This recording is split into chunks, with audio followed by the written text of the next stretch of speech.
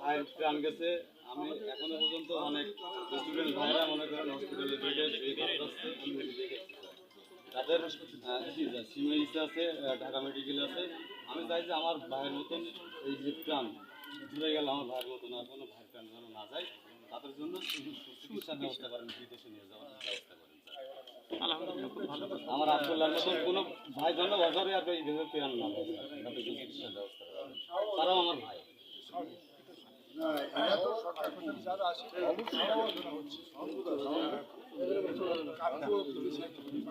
আব্দুল্লাহ যখন 7 দিন প্রথম ট্রিটমেন্টের পর ওকে তো জোর করে রিলিজ দেওয়া হয়েছে।